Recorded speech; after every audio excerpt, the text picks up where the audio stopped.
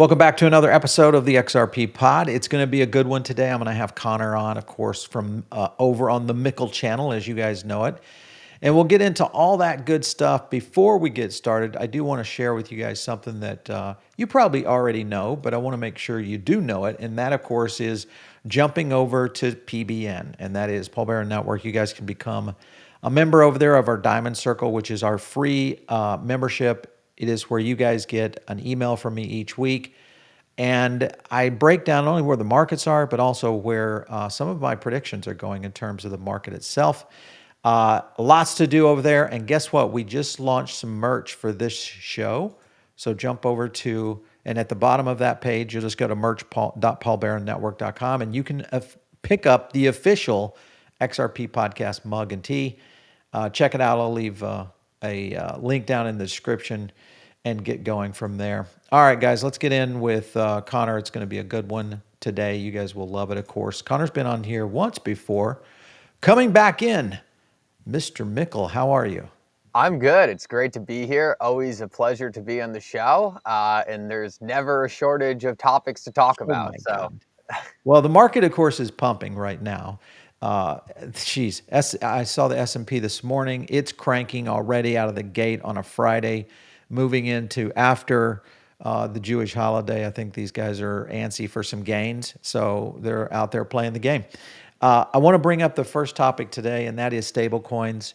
One of the things that we're hitting on with that is kind of interesting. It was this announcement. I shouldn't say announcement, but it was the coverage of where stablecoins are heading from the Tether co-founder. So, and that mainly is stating stablecoins are going to replace all currency. Now, I had a long conversation with the guys over at Black Swan about this, and we're going to air that video for you guys. You'll get a chance to see it. It might be up on the channel now, but it was very intriguing, the potential position that RLUSD has right now.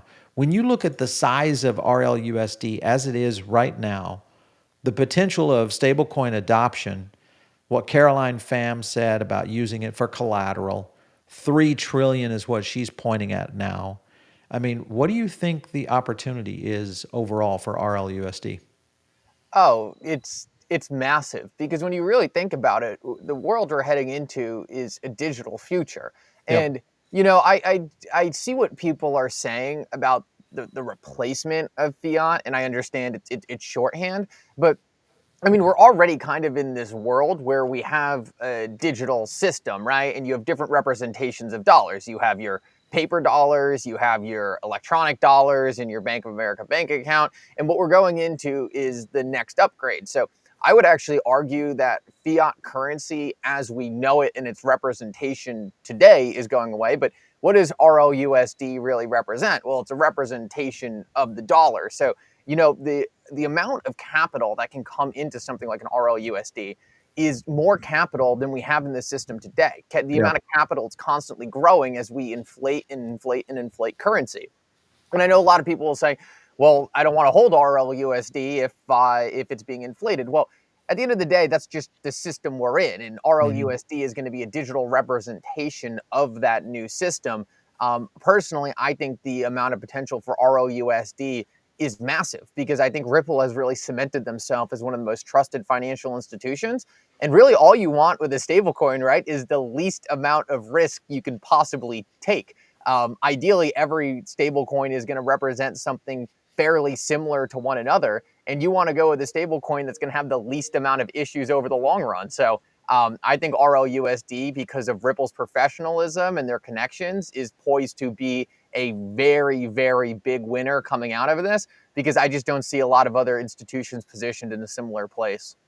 Yeah, well, and you look at the narrative behind Ripple, and when you think about a stable coin, it represents just that, what it means, which is simply it's going to hold the peg, it's going to be stable. But one thing, if you look at the current stablecoin chart, let me bring that up real quick. This is showing, all right, so we kind of know who Tether is, right? They have a face, Paolo, but they don't necessarily have that trust yet in the United States. Then you have USDC right behind it.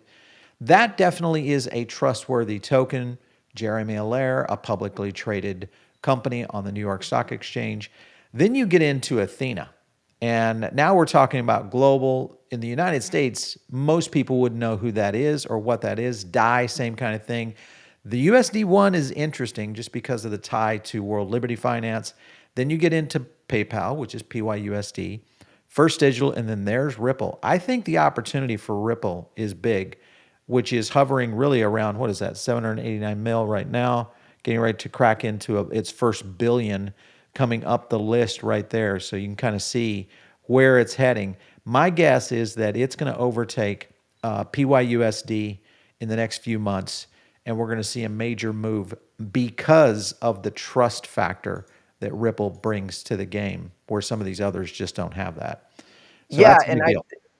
I think the real race in this is really between Circle and Ripple, in my And Ripple, opinion. yeah. And there's going to be multiple winners, no doubt. I don't think one of them is going to come out and all the other ones are going to go away. But even when you look at things like DAI, like the funny thing about the DAI stablecoin is a huge percentage of DAI's backing is USDC. So it's Yep. supposed to be this decentralized stablecoin, but if the decentralized stablecoin is relying on the peg of a centralized stablecoin, like it doesn't seem like The dog chasing his tail. the Yeah. decentralized stablecoin is really here yet. I do think a long time from now, and I don't think it's coming here soon, there will be a world where there will be another attempt at a decentralized stablecoin. Hmm. And I think that will be extremely interesting. And I think that will be a very, very cool use case for this technology. But no large financial institution is going to experiment with that. They want the No. most trusted, strong relationship they can have where they know that their deposits are being held by a trustworthy company and being represented on the blockchain. And I just think Ripple, because of their already cemented relationships with these financial institutions, is in the best place to capture a lot of that. So, Well, it's the um, early days, and they have that, they have that moniker of they've been through the wars, just like a lot of companies who look at, people who've been able to stick it around. And I think the other thing you got to look at that is going to really play out is this idea around cross-border settlement and the ability to have distribution, because distribution is going to be paramount.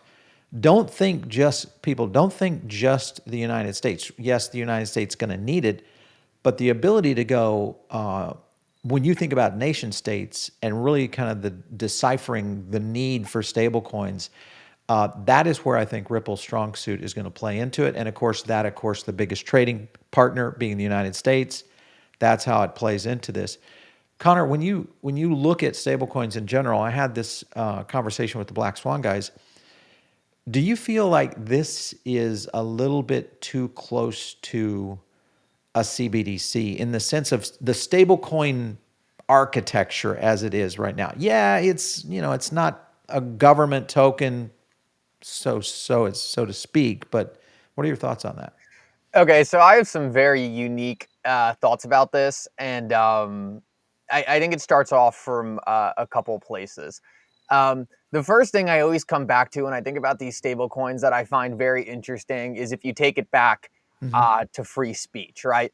Um, a lot of us, including yourself, we've had a lot of problems, I'm sure, with Yes. companies, right? Private companies enforcing free speech. And what do we always say? We go back to the United States government. We're saying this is protected by the United States government under free speech. And we say a lot of companies can't be trusted with free speech, some more than others, but it's been infringed upon. I Yep. find the stablecoin thing interesting, right? Because a lot of people say, well, I don't want the government to control money. I want this private corporation to control money. But in the Mm. past, we've seen a much more slippery slope with these private corporations with free speech than the government in a lot of places, at least in the United States. So I think it's a very interesting debate. And Chris Goncarlo, Crypto Dad, I'm sure you know him, Yep.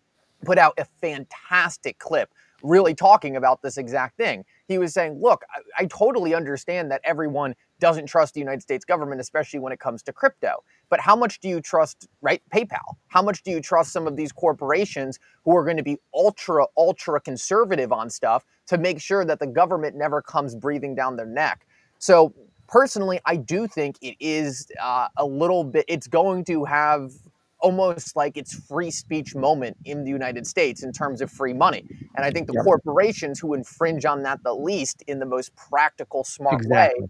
are going to win. But I do think it's something that is going to be may be something that is going to require some kind of protection and landscape and some kind of governing document in the same way as we have free speech, something on the movement of money. Because, it's just a very slippery slope in terms of what corporation is going to do what with their rules and what the Mhm. government will do with their role.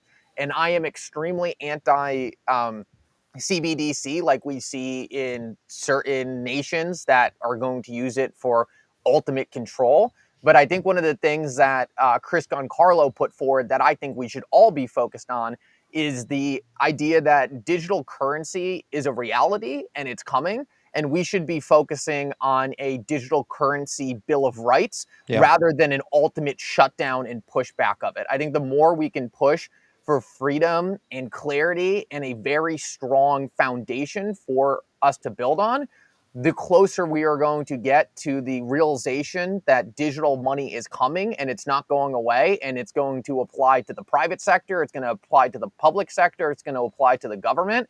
And I think, in my opinion, rather than fighting digital currency in its CBDC representation, let's focus on a CBDC Bill of Rights, and let's make sure the United States can have a wholesale CBDC at the top level. But maybe let's make sure that there's not a trickle down CBDC that we're forced to opt into. I Yeah. don't think it's possible to do that in the United States anyway. I think there's too many private choices for people to make. If the Yes. government pushes on something, people will go to RLUSD. If Ripple gets too restrictive, they'll go to something else. The free market is too far there. But the more we can cement the idea that we need to make sure that we understand this is coming and we need the proper foundation built to ensure we start in a strong place, like we did with the Second Amendment, or Bingo. like we did with free speech, then Yeah. I think that is the most important thing that we can do at this point. Well, and you have to look at, if you look at Section 230, when the internet laws were kind of created, the government kind of let them run. And I think that's what they're doing with not only the Clarity Act, but the Genius Act, where they're letting this market run, and it's going to create titans in this industry. Whether that is old guard titans, we'll talk about that in a minute, or if it's new guard titans, whether it's the Coinbase, the Robinhood, the Circles, the RLUSD, Ripple concepts of this cycle that is going to create this new fintech layer. I think you're right, is that it is going to boil down to whoever flinches first and seizes assets or locks up tokens, stablecoins, for anybody for whatever reason.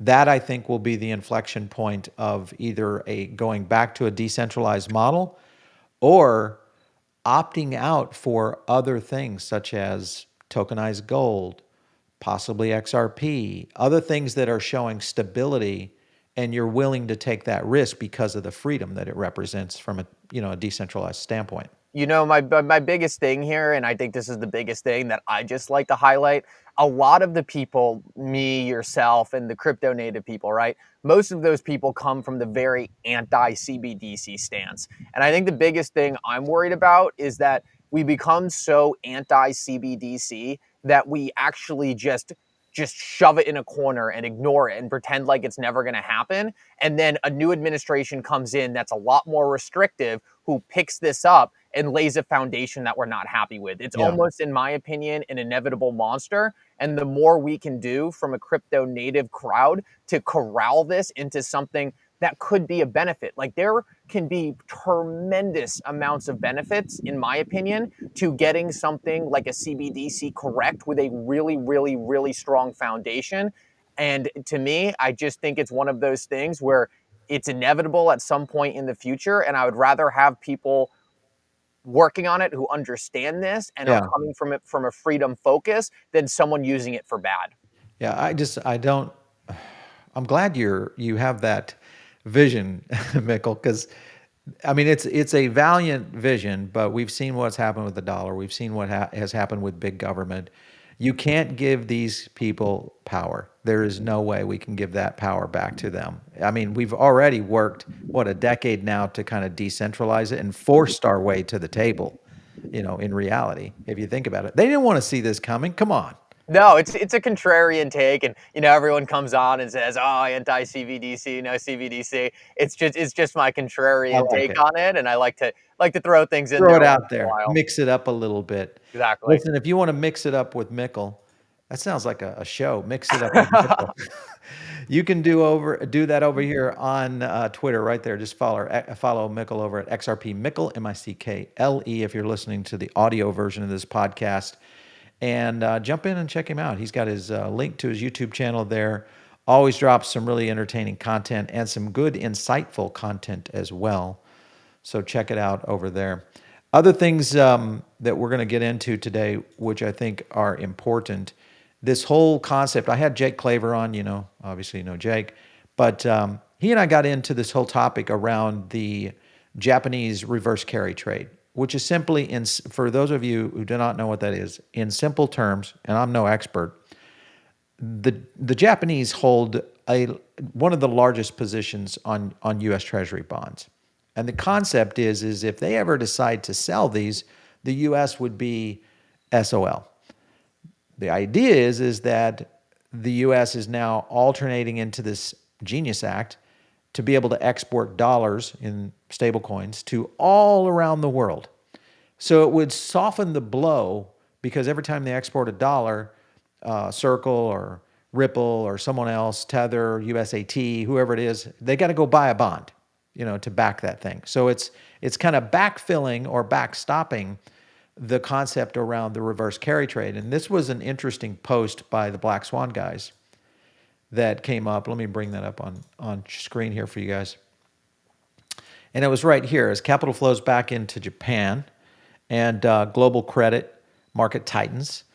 Demand for neutral real-time settlement system beyond the dollar or the yen is no longer optional. This is going to be a demand. That's where XRP comes into play because of its cross-border, and now because it could be addressing this reverse carry trade. It's not a threat. It's what Ripple kind of anticipated of what's going on. So, what do you feel about this? Do you feel like there could be an impact on the market in general from something that cataclysmic as the Japanese saying, "Hey, we're out of the bond business, guys"? What do you think? My personal opinion on Japan doing that is they're too reliant on the United States right now for a lot of different things, and Yep. I don't anticipate because if geopolitical tensions were bad, of course that's something that actively needs to be monitored in terms of if anything, or if they just decide that it's in their best interest to be able to take part in something like that.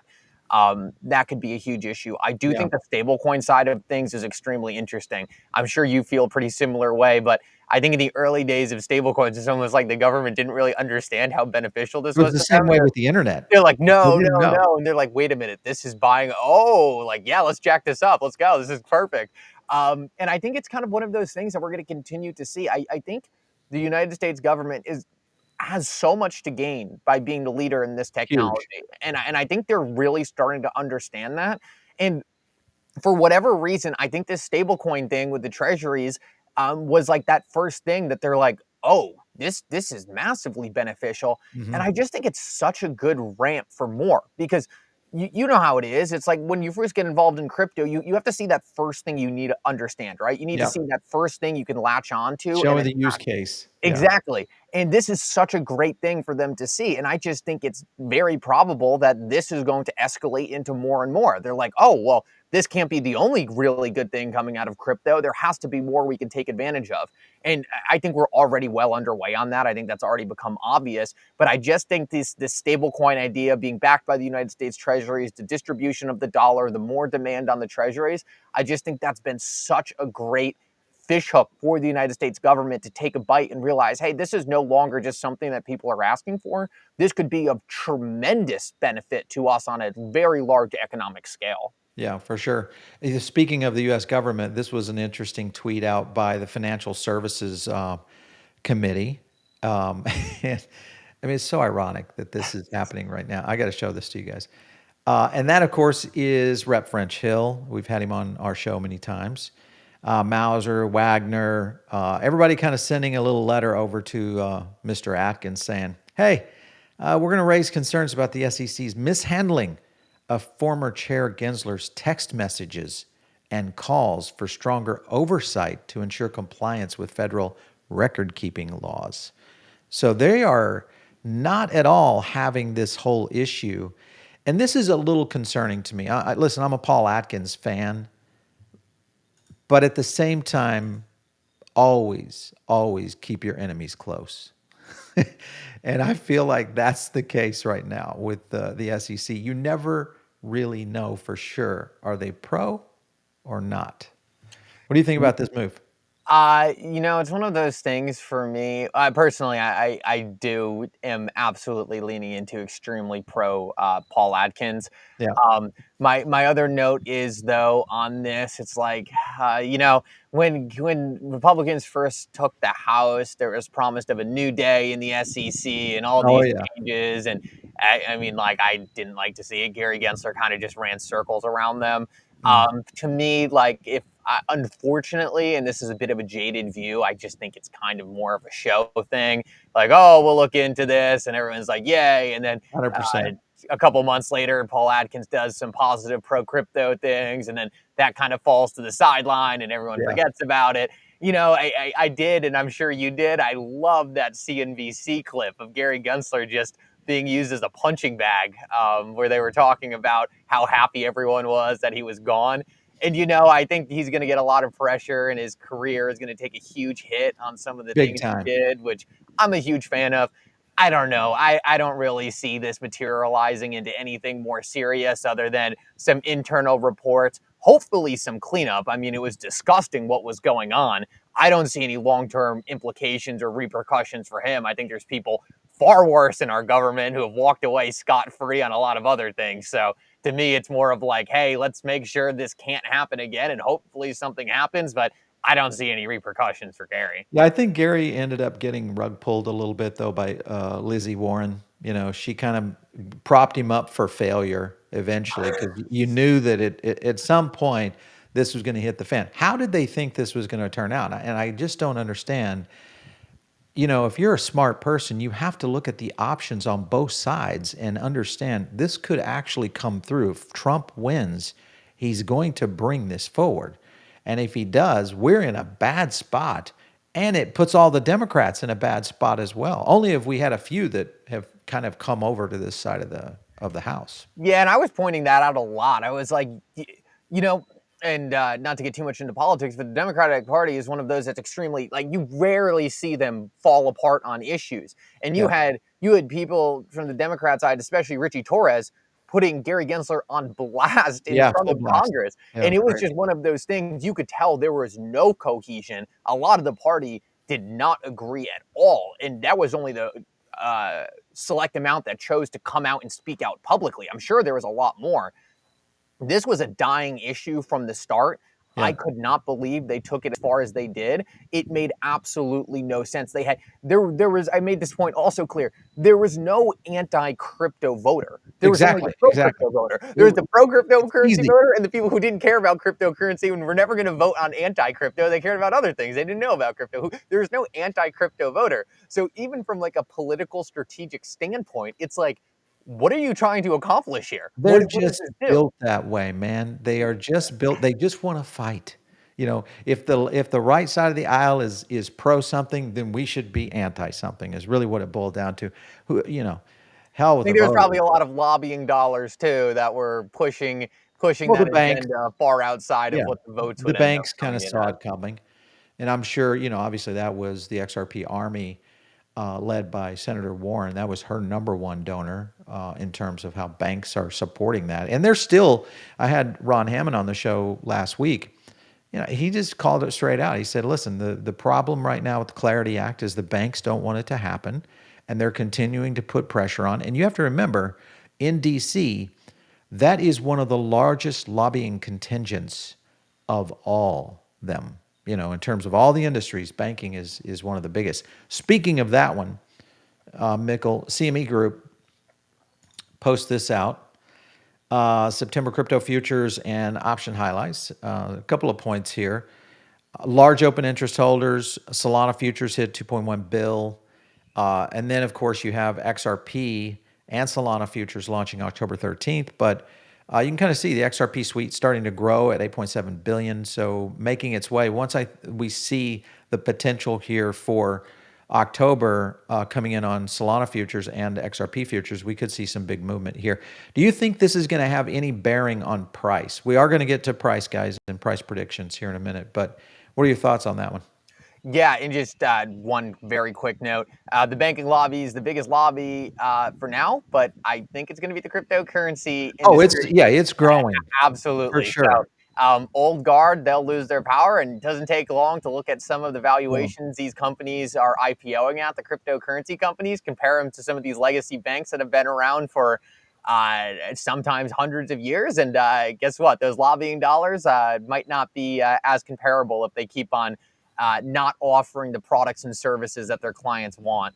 Yeah. In terms of the futures, like this is just one of those things that the industry needed desperately. In order to do any kind of trading or any kind of like legitimate institutional activity, I mean, you were forced to go offshore to these exchanges, and Yep. like there was regulatory concerns about it, and you got stuck in this quagmire of like, oh, we want to do this, but we can't, and then this is critical to this offering we want to put out here. And like it's just like we needed something onshore that was reputable in order to scale a lot of this up. And I don't even think you have to speculate too much on whether these specific products will be the thing to do it. But institutions need to be able to hedge positions, and they need sophisticated products in order to engage Absolutely. in this market. And Yep. it's just going to open up so much confidence. Like, I can't tell you the amount of institutions that I've personally had conversations with where it's like, hey, like we really want to do X, Y, and Z, but it's not deep enough here. We need to do it onshore. We need this here. And like for a lot of them, it's just a huge vote of confidence to see these things happening. They see it as a, okay, the time is now. Now we have the pieces in place in order to go execute on some of these longer term initiatives. So I think it's absolutely Huge. incredible. I think it's bringing larger, and larger institutions into it. Because a lot of them just don't want to be the beta, right? They don't want to Mhm. be the first. They don't want to be the first 10 million trading, and they don't want to have the lack of liquidity issues. And they Yeah. want to see that the CME is involved, because whether it makes sense legally or not, they see it as a huge vote of confidence for their own business. If this institution can come out and put this out there, then you know what? They went through X, Y, and Z, and we should have a lot more confidence and clarity in order to follow suit. So I only think it's really, really good news. I think the volume's incredible. I think it shows serious demand. And Paul, I cannot even imagine what this is going to look like 4 to 5 years from now. I think we're looking at, based off the launches, these will be by far and away the biggest products the CME is trading. I don't Yeah. even think it's going to be close. So I Well, think they're going to get a cold wake up call too, because in reality, they're going to see the depth of the crypto market at its best. My question will be, how fast do they flood the market with all sorts of different options? And we talked about this the other day, is just the amount of ETFs that are coming live. I had Steven back on from Canary, and the point was there could be as many as 100 crypto ETFs in 6 months. That's insane. This, first of all, that's too many. Even though I say that's too many, and then you go look at the ETF market, and there's thousands of them out there trading across all metrics. So maybe not. I don't know. What do you think? it's one of those things. I think there will be a big flood. I think from marketing perspective, it's incredible for crypto. I think every financial institution is going to start having their own crypto ETF, and they're going to push that on their clients and be like, hey, you need to own Yeah, 5, 10% yeah, of this. I think it's more of like a product offering sort of thing. Like everyone's gonna want to have their own, because like if I'm Fidelity, what am I gonna be like? Oh, like come join this BlackRock? No, I'm gonna have my own. So I think it's just a little bit of a nature of. I don't think they're really going to be that differentiated. I think it's going to be the same thing over and over again. But if it means more people coming in, I think that's the result right now that's most important, whether or not that's from net dollars coming in, marketing. But yeah. I just think the demand we've already seen. I mean, how many times have you seen this is the fastest growing ETF in history for a Bingo. company launching an Yeah. ETF? Like, me and you both know what that indicates is, hey guys, let's go spin up as many of these as possible. So Yep. I mean, it's much better in my opinion than just seeing these come out and being like, oh, kind of lack of interest. Not that, I mean, it's been the exact opposite, and that's the best news you can have when you're dealing with financial institutions. Well, and I think this is the point I'm getting at, is you have so much in the way of opportunity here that I think a lot of these guys are going to try to figure out, how do they generate momentum around this? Because that's what you're dealing with right now. That's what Tom Lee has been able to do with the DAT products with Ethereum. So he's been able to get in there and really kind of flow into where you can get into the market and have a real impact. Now, I know about ETFs, a little bit of a different situation. Listen, I want to go over to this topic right here. Of course, this is where we're going to get into some price predictions. But the first thing I'm going to look at is Bitcoin, because this was a note out by Citibank. And they basically hit on a couple of points right there. The biggest one, $231,000 Bitcoin. And there was, let's just call it for what it is, because there is a bull bear case kind of thing. But it's basically a 12-month price target on digital assets. The bear, base, and bull is 82, 181, and 231. ETH was like 2, 5.4, this is 2K, 5.4, and 7.3 K. So much lower than what, for Ethereum at least, than what Tom Lee was recommending. So when you look at that, Mickle, how does this correlate to XRP? Yeah, so actually, this is an interesting one. So XRP is one of the few cryptocurrencies in history that actually has had positive performance against Bitcoin for the majority of its history. For the viewers out there, if you can just imagine the top of this screen being where XRP is overvalued against Bitcoin and the bottom of the screen where XRP is undervalued against Bitcoin, XRP is really traded in a channel where it's just gone back and forth, very, very horizontal, which means that since XRP's inception, it's essentially been in periods of overvalued against Bitcoin and undervalued against Bitcoin, but it's really held its value consistently against Bitcoin. Yeah. Almost every other cryptocurrency we've seen has just been down and down and down against Bitcoin. Now, the very interesting thing is XRP, since the lawsuit has ended, has only performed extremely positively against Mm-hmm. Bitcoin. Yeah. And if you were to go to the top of that range where XRP has been overvalued against Bitcoin and historically bounced between that horizontal range I was talking about of undervalued, overvalued, undervalued, overvalued. If Bitcoin was at $230,000 and XRP reached that kind of higher point where it was more overvalued against Bitcoin, the math for that is about a $40 to $50 XRP. Mm. So I find it extremely interesting to see XRP continuing to hold value and actually appreciate against Bitcoin. And if people see Bitcoin, these very reputable large-scale financial institutions at $230,000, it's very easy to see an XRP up in that $40 to $50 range based off those historical metrics. So we're not even getting into anything like that hasn't happened before or anything crazy. Like this is just based off of what XRP has done before Yeah, just looking in at market history with conditions. Bitcoin. A $230,000 Bitcoin is all you would need, and XRP continuing to move up against Bitcoin in that ratio, you can get some very high prices. In the near term, I'll share this with you guys because we're going to get into kind of the near term on price scenarios that play out right now. XRP is eyeing an immediate rally to around 480. This is coming in from one analyst out there, Javon Marks, who's hit on it a couple times. He's kind of showcasing a little bit of this smaller breakout and a retest that's in play. We'll show the chart in a minute. But Mickle, when you look at where we are right now, trading above $3 again, do you feel like, because everybody's pointing at October as being the month or November, do you feel like it's an October month for possibly an all-time high for XRP? And what do you think it's going to look like year end?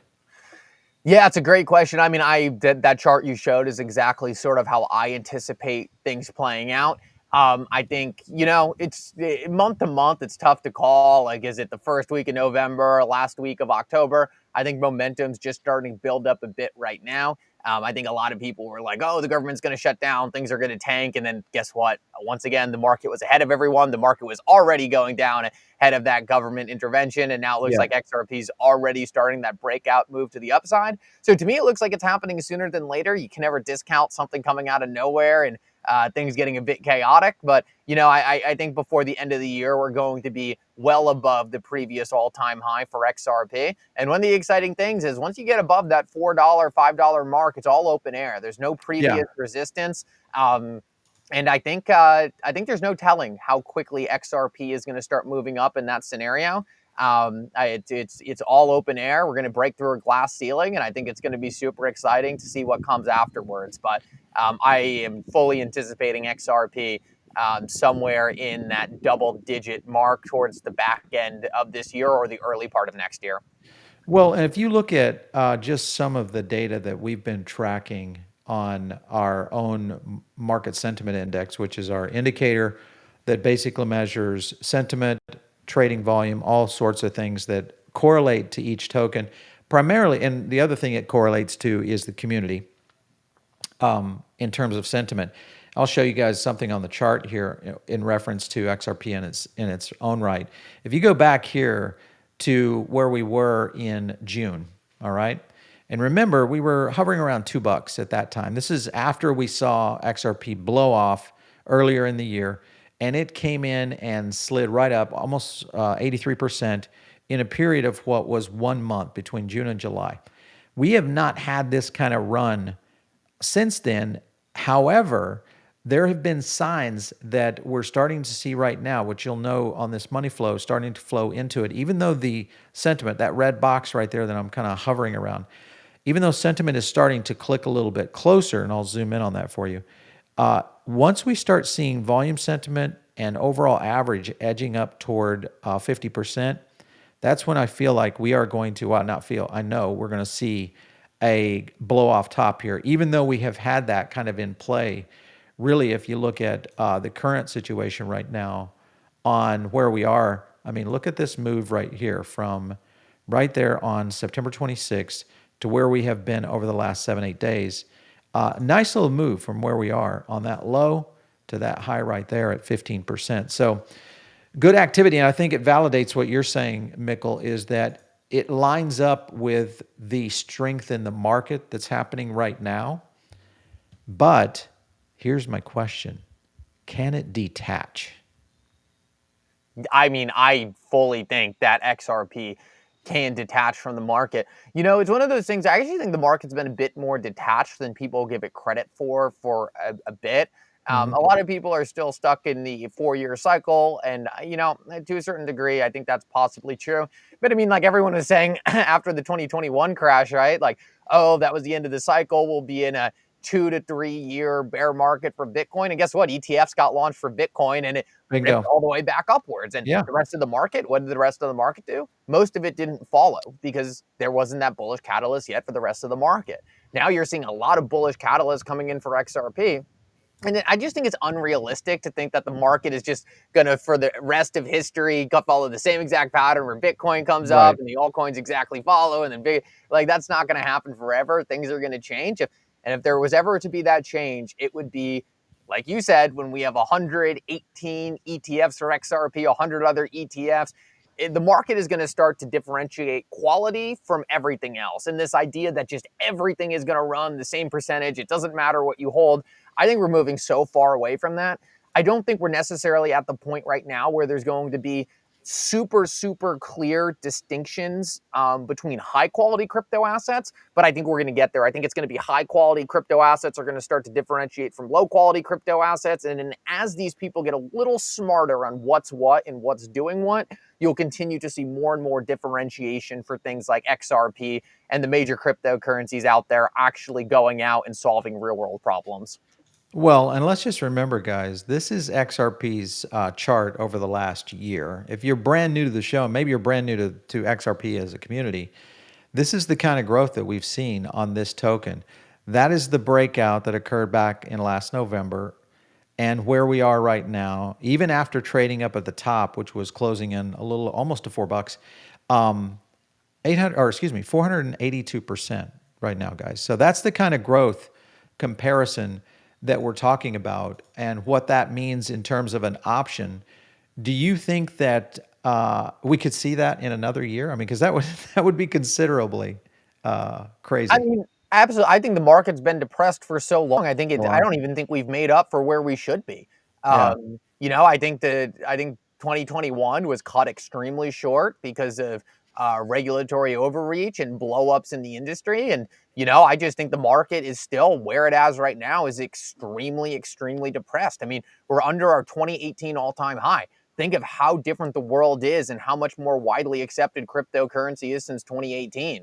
I think the market is still extremely depressed, and I think this is going to catch up in a fast and explosive action. So I fully foresee that being as extremely probable. And I just think right now we're still in catching up mode. I don't even think I think we're still extremely undervalued in comparison to where we should be based off the developments that have happened in the market, let alone reaching a point where I think things are on par to where they should be and potentially maybe even getting a little bit overrun from where we Right. should be. I still think we're at the depressed stage.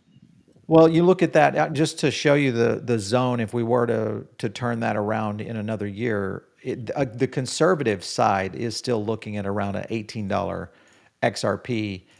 Even though I think that is going to be the run up that will probably correlate. This is correlating based on Bitcoin being repressed, ETH not growing at all. So the liquidity into the market to be able to rotate into XRP, because which a lot of people do.